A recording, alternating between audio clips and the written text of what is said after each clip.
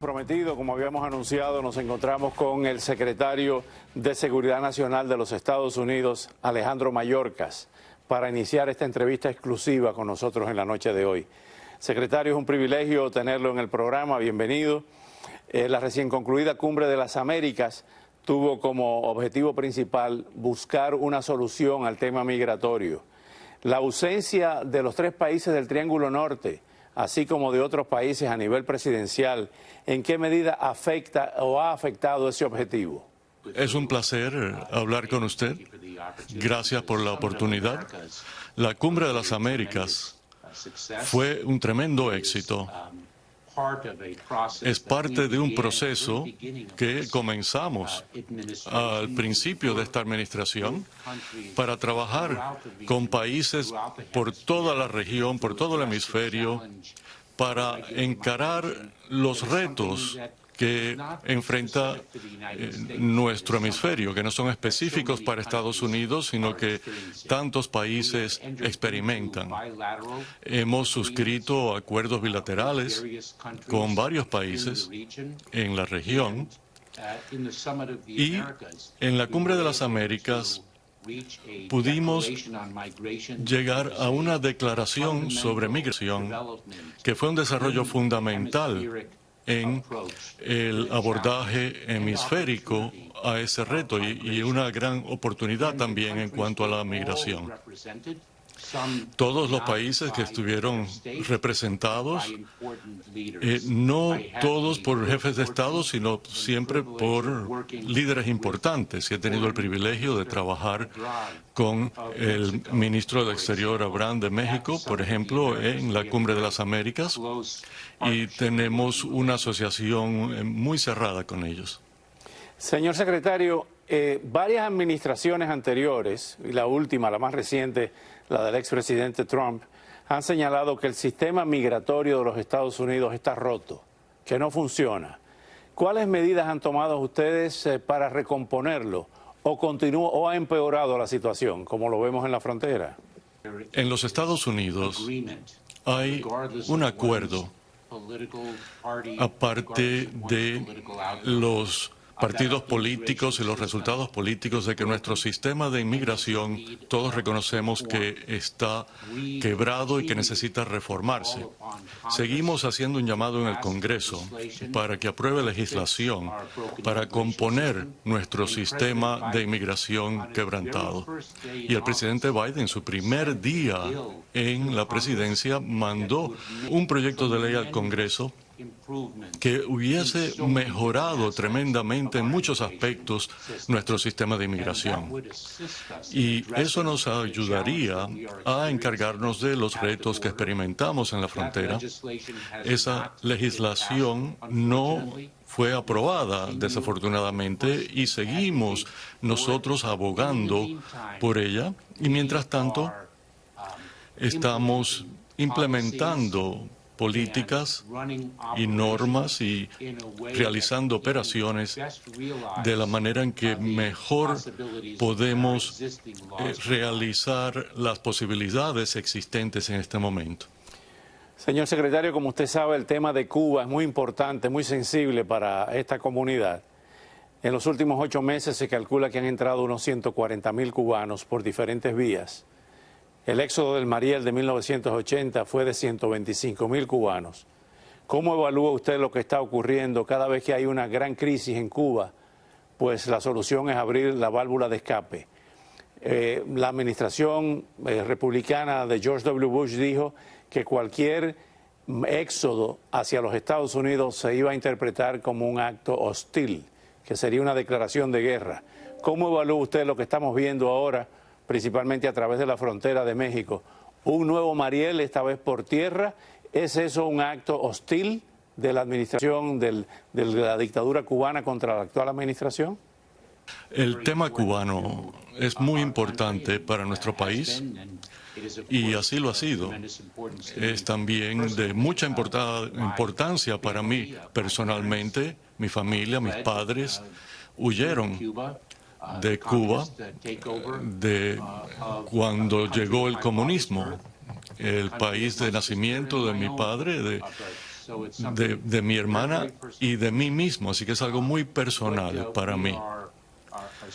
Lo que estamos viendo es ciertas acciones por ciertos países que están impulsando la migración desde Cuba.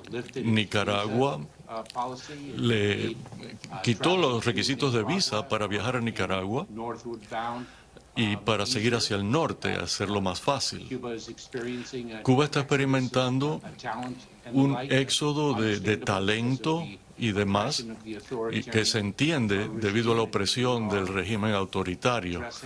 Y nosotros estamos encargándonos de las reclamaciones de asilo en concordancia con nuestras creencias humanitarias y nuestras leyes. ¿Qué está pasando con el título 42? ¿Qué van a hacer ustedes, qué va a hacer el gobierno con relación a este título 42? Pues el título 42 es importante que yo enfatice que no es una política migratoria, sino de salud pública, una orden de salud pública que el Centro de Control de Enfermedades y Prevención, que es parte del Departamento de Servicios Humanos, tiene ellos la autoridad y han ejercido esa autoridad basado en la pandemia del COVID-19, que ha costado tantas vidas y causado tanto dolor y sufrimiento por estos años y aún. El CDC, Centro por el Control de Enfermedades, tomó una determinación basado en su evaluación de la curva de la pandemia en términos de las necesidades de la salud pública, de que ya no se necesitaba el título 42. Así que emitieron una orden de que terminara en mayo 22 de este año. Fue retada en corte diciendo que no podía terminar el título 42 el 23 de mayo, así que conformes a la orden judicial estamos obligados a seguir ejerciendo la autoridad del título 42, que le pertenece al Centro de Control de Enfermedades, pero estamos encargándonos del tema en los tribunales y vamos a seguir aplicando el título 42 hasta que nuestra posición en los tribunales prevalezca. Justamente en el mes de mayo se están dando cifras de 239,000 arrestos en la frontera.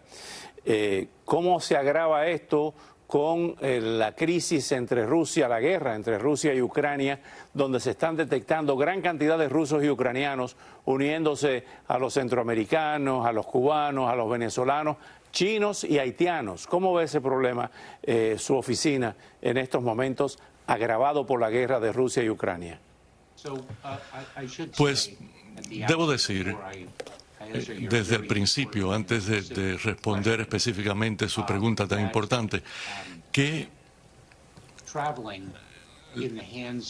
los viajes a manos de los traficantes, de los criminales, no es lo correcto, no es lo que se debe hacer. Estamos viendo demasiados traumas, demasiado peligro en términos de pérdidas de vida, tanto daño y tragedia para individuos vulnerables que por desesperación erróneamente ponen sus vidas en las manos de estas personas inescrupulosas que están simplemente buscando lucrarse y no buscando el bien de las personas. Las personas tienen que entender que lo hacen bajo mucho riesgo y simplemente para estar expuestos a ser deportados de nuestro país si no califican. Pero en cuanto a la guerra en Ucrania, el éxodo considerable de ucranianos del país debido a los salvajes ataques de los rusos, hemos creado un programa, Unidos por Ucrania, que les permite a los ucranianos el solicitar alivio sin tener que viajar y tomar esa travesía tan peligrosa por nuestra frontera sur. Y hemos visto a muchos ucranianos que llegan por la frontera, que se ha reducido su número y francamente casi ha desaparecido completamente. Y eso es lo que estamos haciendo en nuestro propio hemisferio, con las familias haitianas, el programa de reunificación de familia, con el programa de reunificación de familias cubanas, con el programa de mineros centroamericanos y otros programas que estamos construyendo e inversiones en los países de orígenes para cerciorarnos de que tenemos una migración ordenada, segura, humana, para que la gente pueda tomar esa vía en lugar del viaje que cuesta tantas vidas. Finalmente, secretario, hay dos temas importantísimos. ¿Qué va a pasar con los Dreamers? ¿Se va a extender el programa del DACA o cree que el Congreso lo va a eliminar? ¿Qué va a hacer la administración ante esa lamentable posibilidad? Hace solo 2 días, el miércoles, celebramos el 10º aniversario de DACA.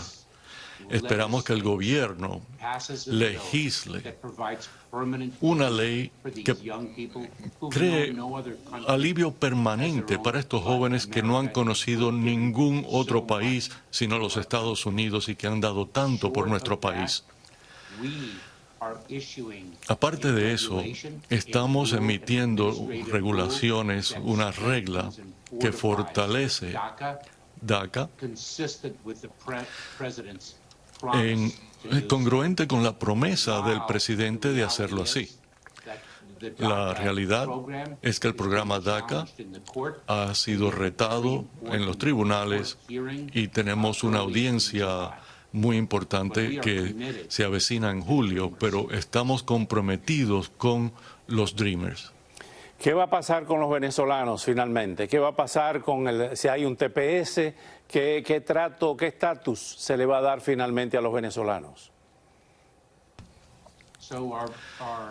Pues nuestro uso del estatus de protección temporal lo hemos ampliado a un grado sin precedentes en esta administración, basado en las situaciones en el país y la evaluación por parte del Departamento de Seguridad Nacional de esas situaciones junto con el Departamento de Estado. Y ahí también hay un caso judicial que se está litigando con respecto al TPS, al estatus de protección temporal, y vemos cómo se va a resolver eso. Y para darle el TPS cuando cuando califiquen y basado en las circunstancias del país de origen. Le agradezco muchísimo estos minutos, señor secretario Mayorkas, y si quiere despedirse con una palabra en español, pues se lo agradeceríamos aquí, por lo menos hasta la vista, amigo.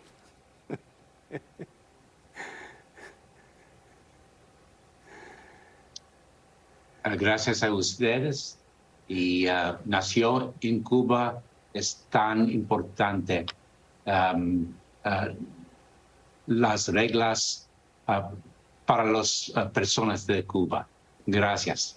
Bueno, le sacamos las palabras en español al secretario Mayorkas. Muchas gracias y hasta pronto. Buenas, soy el abogado Ricardo